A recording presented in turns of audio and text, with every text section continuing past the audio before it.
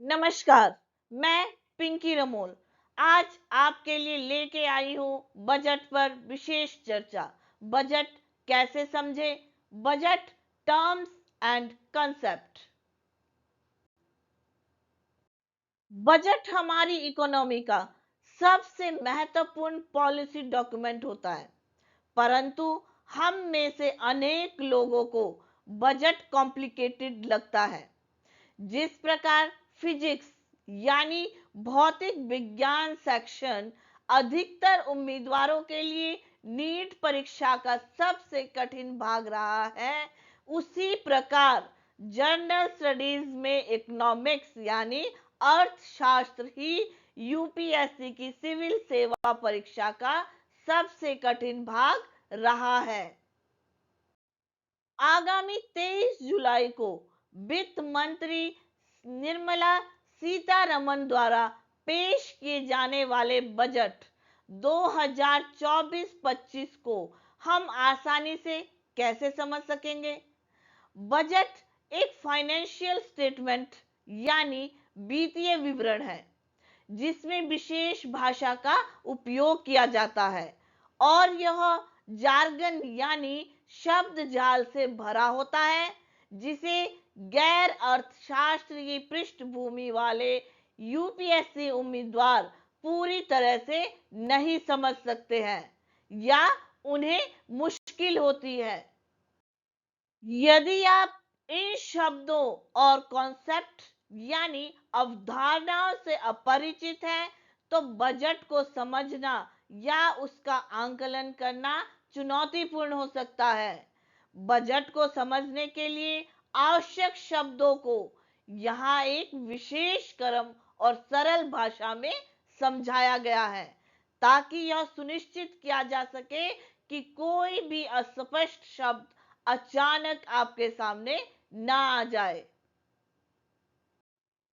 हम चाहेंगे कि आप 23 जुलाई 2024 का बजट भाषण लाइव देख सके और ना केवल उसे समझ पाए बल्कि उसे एंजॉय भी कर सके।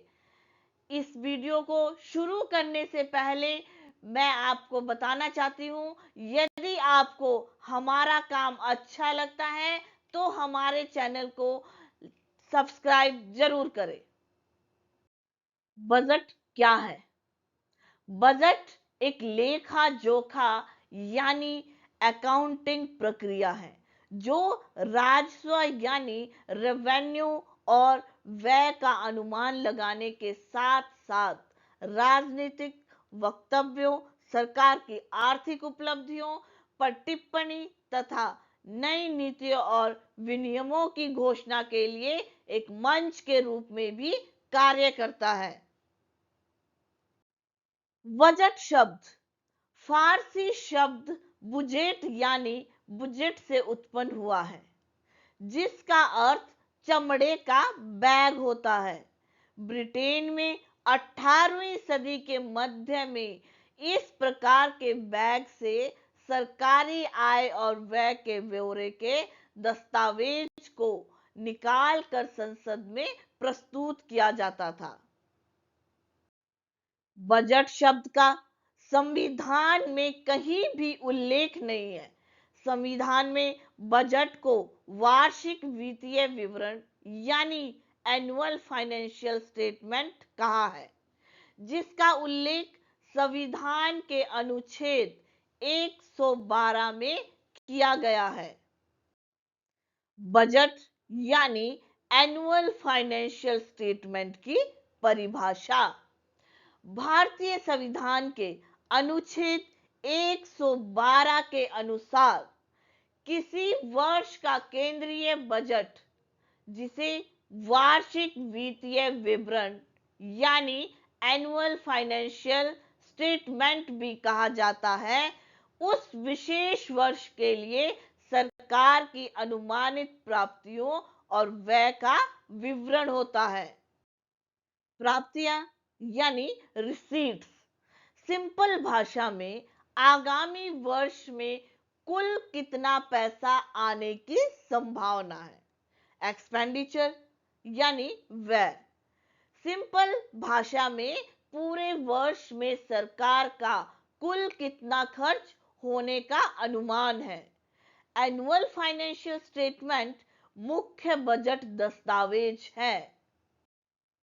केंद्रीय बजट 1 अप्रैल से 31 मार्च तक चलने वाले वित्तीय वर्ष के लिए सरकार के वित्त का लेखा जोखा रखता है। 1 अप्रैल से 31 मार्च को वित्तीय वर्ष कहा जाता है। 1 जनवरी से 31 दिसंबर को कैलेंडर वर्ष कहा जाता है। भारत में इस साल 2 बजट क्यों पेश किए जा रहे हैं?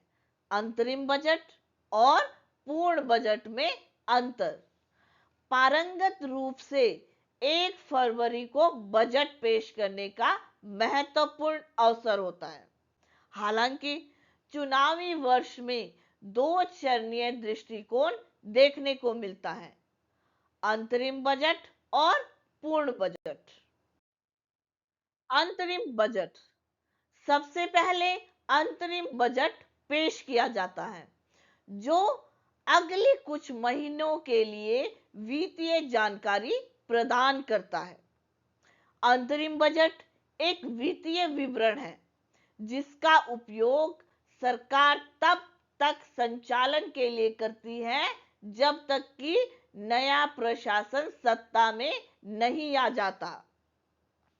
अंतरिम बजट में अक्सर महत्वपूर्ण नीतिगत घोषणाएं या संशोधन करने से बचा जाता है। हालांकि इसमें व्यय और आवश्यक आवंटन शामिल होते हैं।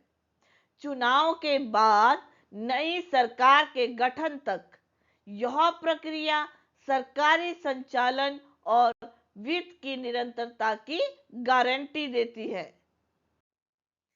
इस साल फरवरी में वित्त मंत्री निर्मला सीतारमण ने बजट पेश किया था। परंपराओं को ध्यान में रखते हुए 1 फरवरी को बजट पेश किया गया। यह भाजपा सरकार का आखिरी बजट था जो 2019 में सत्ता में आई थी। फरवरी का बजट छोटा रखा गया था जिसमें कोई आर्थिक सर्वेक्षण नहीं था और कोई बड़ा फैसला नहीं हुआ। यह अंतरिम बजट था। पूर्ण बजट, चुनाव परिणाम आने के बाद नवगठित नवनिर्वाचित सरकार शेष वित्तीय वर्ष के लिए पूर्ण बजट पेश करती है। इस पूर्ण बजट में पूरे वित्तीय वर्ष के लिए आने वाले प्रशासन की राजस्व, व्यय और आर्थिक नीतियों की योजनाएं शामिल होगी। यह आने वाले प्रशासन की नीतियों और लक्ष्यों को प्रदर्शित करता है। चूंकि निर्मला सीतारमण को वित्त मंत्री के रूप में बरकरार रखा गया है, इसीलिए यह बजट पेश करेगी। इस वर्ष पूर्ण बजट 23 जुलाई 2024 को पेश किया जाएगा।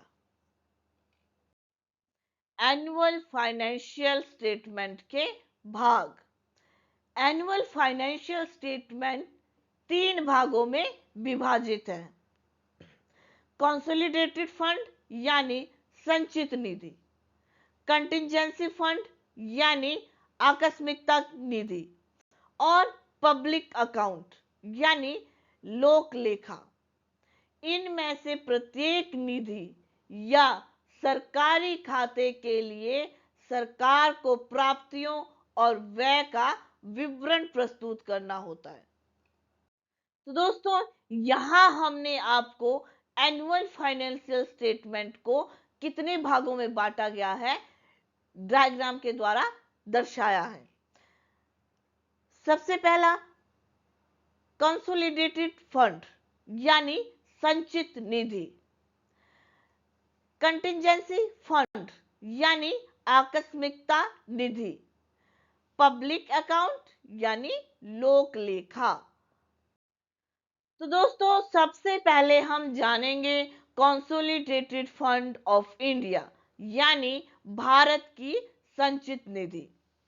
इसका अस्तित्व संविधान के अनुच्छेद 266 एक से है।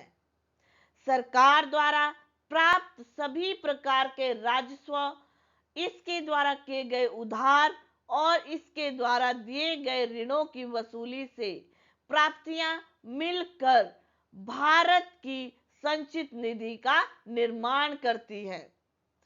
सरकार का समस्त व्यय भारत की संचित निधि से किया जाता है और संसद की विधिवत अनुमति के बिना संचित निधि से कोई राशि नहीं निकाली जा सकती।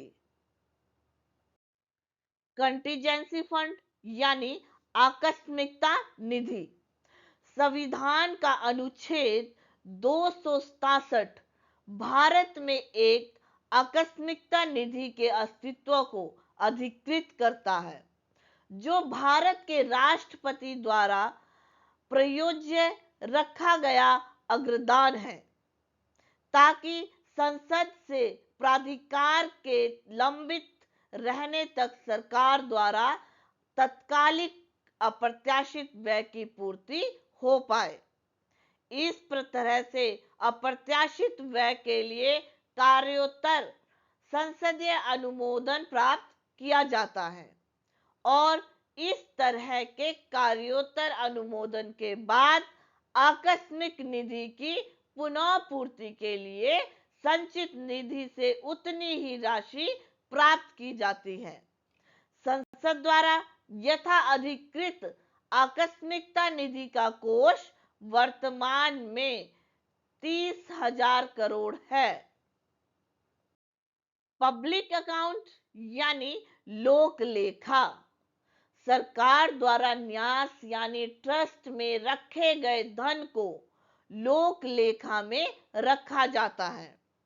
लोक लेखा का अस्तित्व भारत के संविधान के अनुच्छेद 266(2) से है।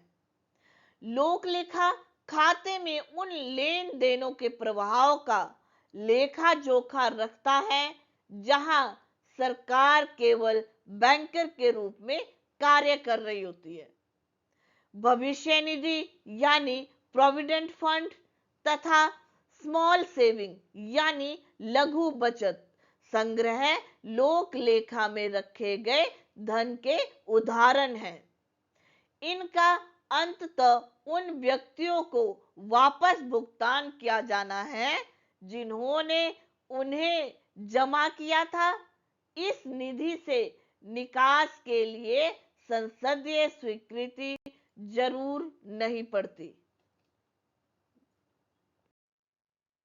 बजट भाषण। बजट भाषण की प्रस्तुति वित्त मंत्री के भाषण के साथ होती है। वैसे भी एक आम व्यक्ति के लिए बजट का मतलब वित्त मंत्री के लोकसभा में वार्षिक भाषण से होता है। वित्त मंत्री के बजट भाषण में बजट प्रस्तावों और अर्थव्यवस्था की स्थिति का सारांश कमेंट्री यानी टिप्पणी के रूप में प्रस्तुत किया जाता है। इसमें सरकार की नीतिगत दिशा और एक नियमों व विनियमों यानी रूल एंड रेगुलेशन के बारे में भी बात की जाती है। बजट भाषण पार्ट ए। भाषण के भाग ए में वित्त मंत्री की एक्सपेक्टेशंस यानी अपेक्षाओं को रेखांकित किया गया है तथा आगामी वित्तीय वर्ष के लिए परिकल्पित सुधार यानी रिफॉर्म्स की दिशा प्रस्तुत की जाती है। बजट भाषण पार्ट बी।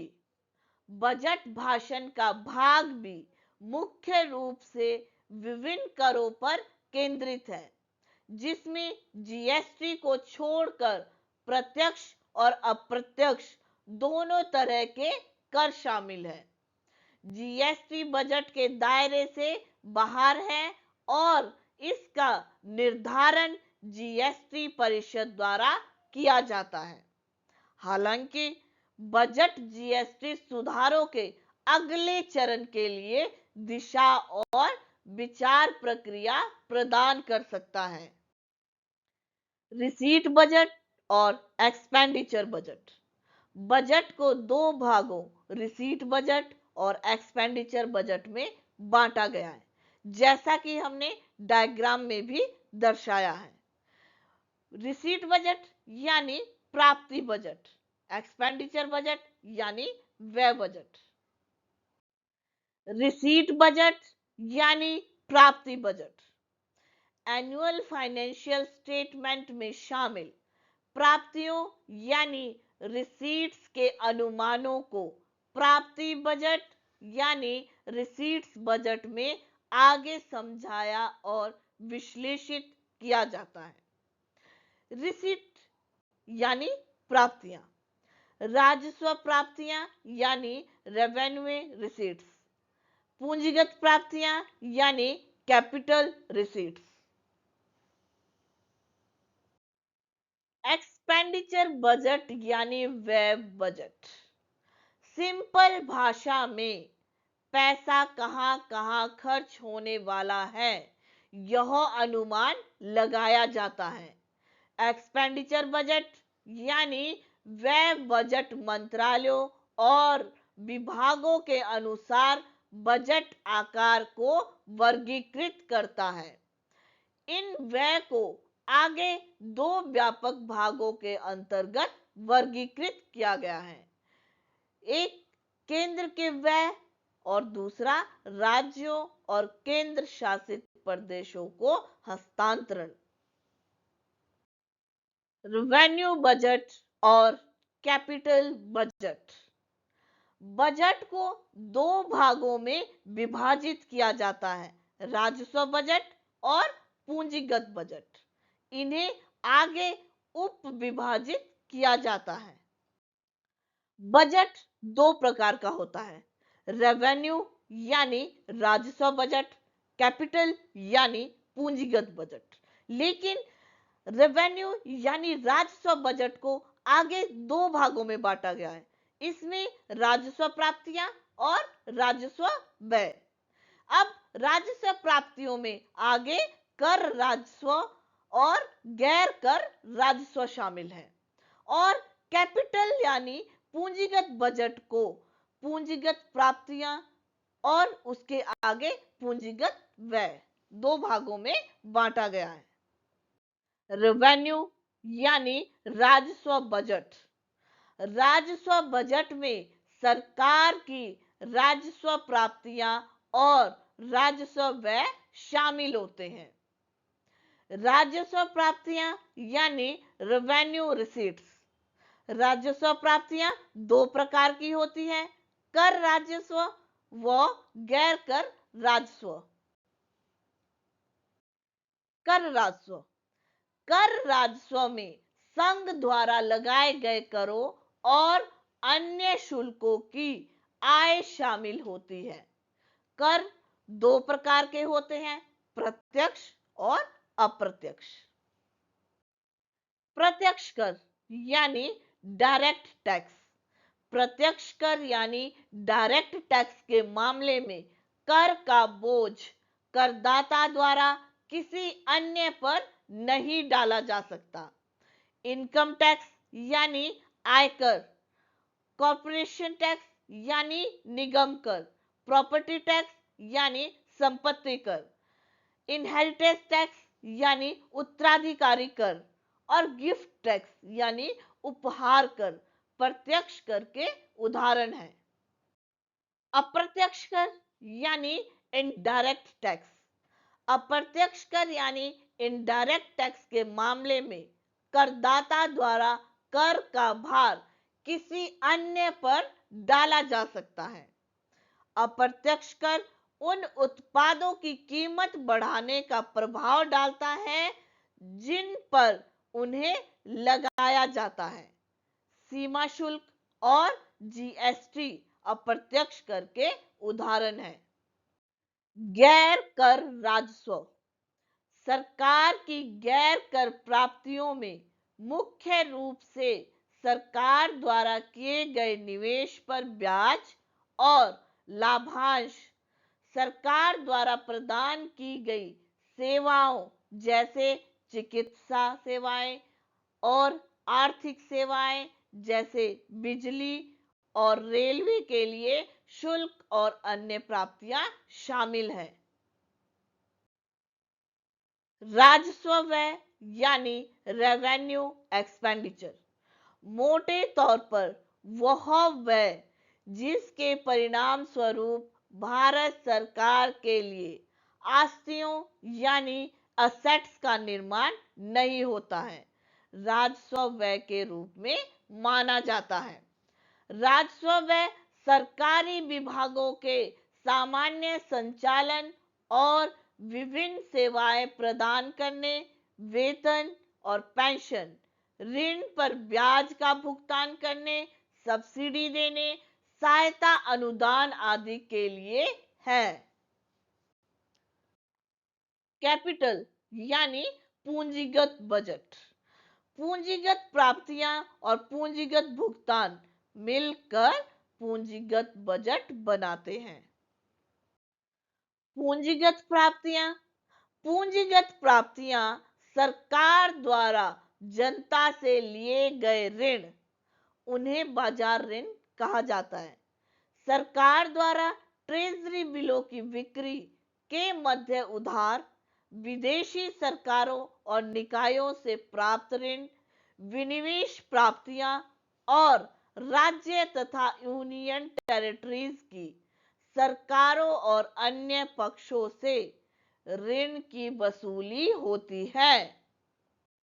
पूंजीगत भुगतान पूंजीगत भुगतान में भूमि, भवन, मशीनरी, उपकरण आदि आस्तियों यानी एसेट्स के अधिग्रहण पर पूंजीगत व्यय, साथ ही शेयरों आदि में निवेश और केंद्र सरकार द्वारा राजस्व और यूनियन टेरिटरी सरकारों, सरकारी कंपनियों, निगमों और अन्य को दिए गए ऋण और अग्रिम शामिल है।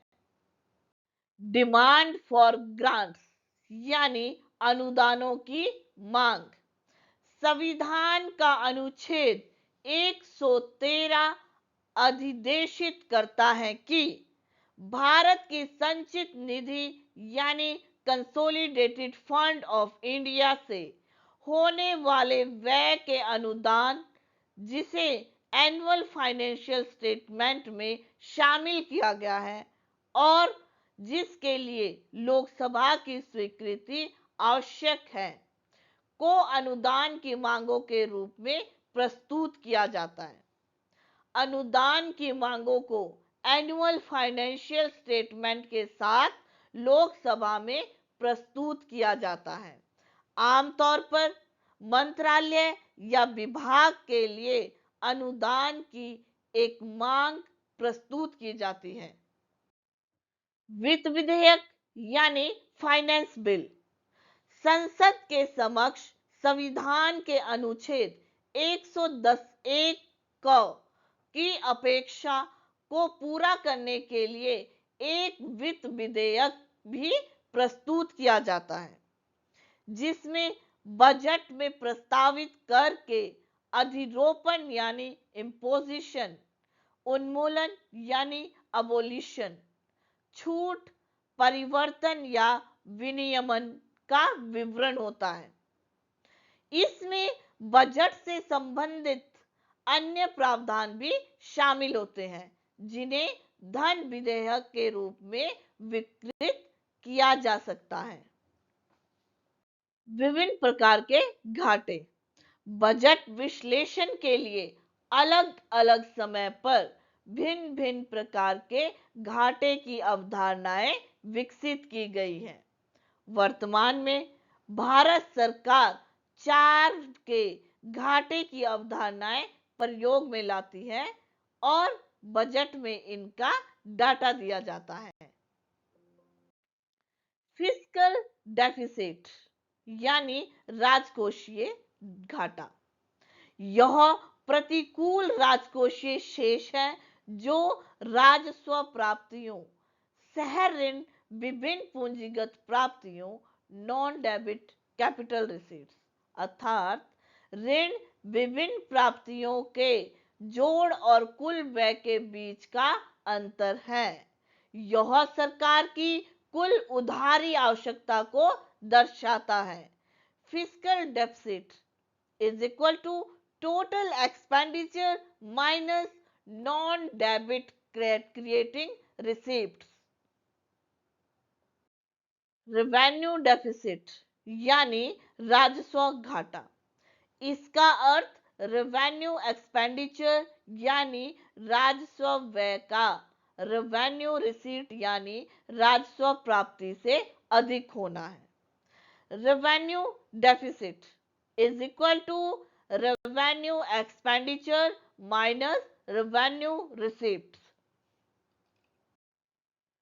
इफेक्ट रेवेन्यू डेफिसिट यानी प्रभावी राजस्व घाटा, यह राजस्व घाटे और पूंजीगत परिसंपत्तियों के सृजन हेतु सहायता अनुदानों के बीच का अंतर है। Effective revenue deficit is equal to revenue deficit minus grant for creation of capital assets. Primary deficit यानी प्राथमिक घाटा, यह राजकोषीय घाटे में से ब्याज अदायगियों को घाटा निकालकर जाता है। यह बताता है कि सरकार की कितनी उधारी ब्याज भुगतान के अलावा अन्य खर्चों को पूरा करने में जा रही है। Primary deficit is equal to fiscal deficit minus interest payments. Budget के आंकड़े, बजट आगामी वित्त वर्ष के लिए सरकार की अनुमानित प्राप्तियों और व्यय का विवरण दर्शाता है। देश की वित्तीय स्थिति की स्पष्ट तस्वीर प्रस्तुत करने के लिए बजट दस्तावेज में चालू वित्त वर्ष और पिछले वित्त वर्ष के व्यय और प्राप्तियों का ब्यौरा देना भी आवश्यक है। तदनुसार व्यय और प्राप्तियों को 3 श्रेणियों में प्रस्तुत किया जाता है। बजट अनुमान यानी बजट एस्टिमेट्स, संबोधित अनुमान यानी रिवाइज्ड एस्टिमेट्स और वास्तविक यानी एक्चुअल। बजट अनुमान यानी बजट एस्टिमेट्स, बजट अनुमान सरकार की इच्छाओं और महत्वाकांक्षाओं का प्रतिनिधित्व करते हैं। आने वाले वर्ष के लिए बजटीय अनुमान, यहाँ आने वाले वर्ष का अर्थ उस वर्ष के अगले वर्ष से है जिसमें बजट पेश किया जा रहा है, या वह वर्ष जिसके लिए बजट पेश किया जा रहा है। यानी इस बार 2024-25 वित्त वर्ष, इसे संबंधित आंकड़ों के साथ कोष्टक यानी ब्रैकेट में बीई चिन्ह के साथ दर्शाया जाता है। बजट अनुमान बीई आगामी वित्त वर्ष के दौरान विभिन्न विभागों और कार्यक्रमों द्वारा अपेक्षित राजस्व और व्यय को संदर्भित करता है। हर साल वित्त मंत्रालय अगले साल के राजस्व और व्यय का अनुमान लगाता है। अनुमानित कर संग्रह और गैर कर राजस्व के आधार पर राजस्व का अनुमान लगाया जाता है। राजस्व के आधार पर विभिन्न क्षेत्रों के लिए बजट निर्धारित किया जाता है।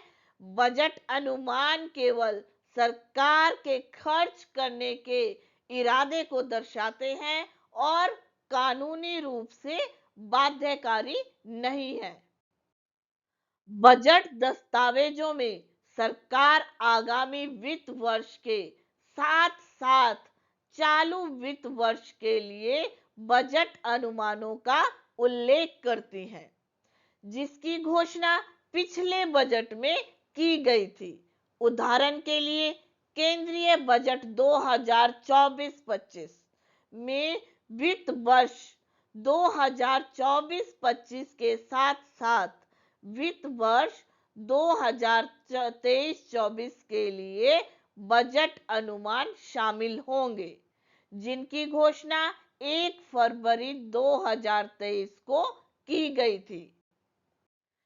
संशोधित अनुमान यानी रिवाइज्ड एस्टिमेट्स। संशोधित अनुमान यानी रिवाइज्ड एस्टिमेट आरई केवल चालू वित्त वर्ष के बजट अनुमानों के सामने दिए जाते हैं। संशोधित अनुमानों को मध्य वर्ष सर्वेक्षण के बाद अंतिम रूप दिया जाता है कि आवंटित धनराशि में से कितनी राशि का उपयोग किया गया और कितनी राशि शेष है। प्रगति के आधार पर वित्तीय वर्ष के लिए बजट अनुमानों को संशोधित किया जाता है और संशोधित अनुमान के रूप में दिखाया जाता है। उदाहरण के लिए केंद्रीय बजट 2024-25 में वित्त वर्ष 2023-24 के संशोधित अनुमान शामिल होंगे। सरकार को संशोधित अनुमानों के लिए संसद के मत की आवश्यकता नहीं होती, लेकिन यदि अनुदानों की मांगे बजट अनुमानों के रूप में स्वीकृत सीमा से अधिक होती है, तो उन्हें संसद द्वारा अनुपूरक अनुदानों की मांग यानी सप्लीमेंट्री डिमांड फॉर ग्रांट्स के रूप में पारित किया जाना चाहिए। वास्तविक यानी एक्चुअल। सरकार यह भी बताती है कि किसी वित्तीय वर्ष में वास्तव में कितना खर्च किया गया। वास्तविक आंकड़े पिछले वित्तीय वर्ष के लिए दिए जाते हैं।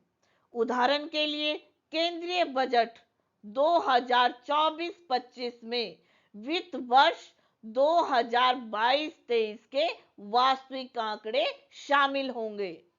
जैसा कि नाम से ही पता चलता है, वास्तविक व्यय वह राशि है जो मंत्रालय, विभाग, योजना द्वारा वास्तव में खर्च की जाती है, चूंकि यह रसीदों के ऑडिट के बाद प्राप्त होता है, इसीलिए यह राशि खर्च होने के बाद ही उपलब्ध होती है।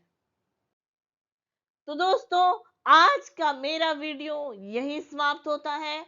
यदि आपको मेरा वीडियो पसंद आया हो तो मेरे channel Pinki Ramol study UPSC को लाइक, शेयर और सब्सक्राइब जरूर करें। धन्यवाद।